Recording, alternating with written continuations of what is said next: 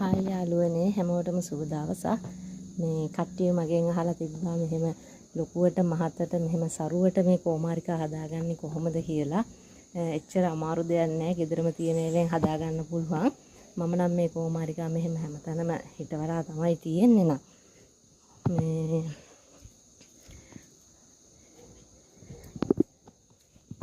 අපි බලමු එහෙනම් කොමාරිකා තලයක් හිටවගන්නේ හරියටම කොහොමද කියලා. මෙතන තියෙනවා සාමාන්‍ය පස්, මේ තියෙන්නේ මදු පිට පස්, වැලි ටිකකුත් තියෙනවා. වැලි කියන්නේ අර පුංචි පුංචි මෙව්වා. රතු ගඩොල් කැට අර කුඩු කරපු මෙහෙම පොඩි කෑලි ටිකක් තියෙනවා. පොල් එලි තියෙනවා. අපි බලමු එහෙනම්. මෙහෙම මේක නම් මේ හිල චුට්ටක් ලොකු වැඩි නිසා මම පොල් එලි මෙහෙම දාන්නේ. කොහොමත් මෙහෙම තමයි දාන්න ඕනේ. එතකොට අර වතුර රැඳෙනවා හොඳට. නිතරම වතුර දාන්න අවශ්‍ය නැහැ කොමාරිකා වලට. මෙහෙම පොල්ලලි කෑලි දෙක තුනක් හොවත් යම් තියෙන විදිහට ඔන්නම දාලා මේ රතු ගඩොල් කැට කෑලි ටිකක් මෙහෙම තනින් තන දාන්න. ඒ අර වතුර බහින්න තමයි එහෙම දාන්නේ. පසටත් ඉතින් හොඳයි.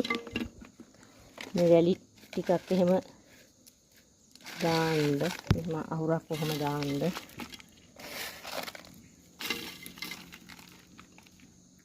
ඊට පස්සේ මේ පස් මෙහෙම මේ පස් දෙක මෙහෙම කලවම් කරන්න.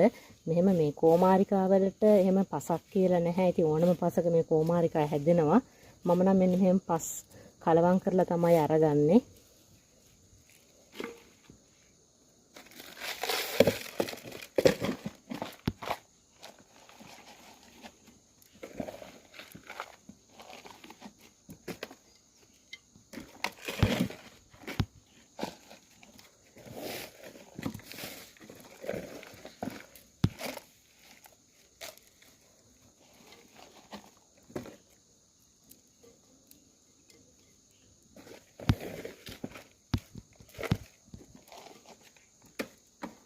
මෙහෙම පස් ටික දාලා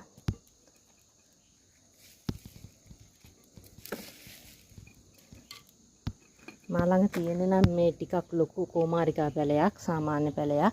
ඒකේ මේ පුංචි පුංචි පැලක් තියෙනවා. මෙහෙමම මේ හිටවන්නවා. නැත්තම් පැල ටිකක් සවුත් වෙනවා.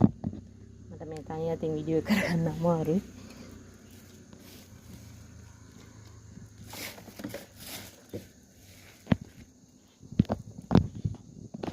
මේ කොමාරිකා පත්‍ර මේ පස් එක මේ ගෑවෙන්න තියන්න එපා. එතකොට යට තියෙන පත්‍ර ටික මේ නරක් වෙන්න බලනවා. මෙන්න මෙහෙම ඉතින් හිටව ගන්න තමයි තියෙන්නේ. ඔයාලත් මෙහෙම එකක් හිටවලා බලන්නකො. මේ වගේ පත්‍ර මහතට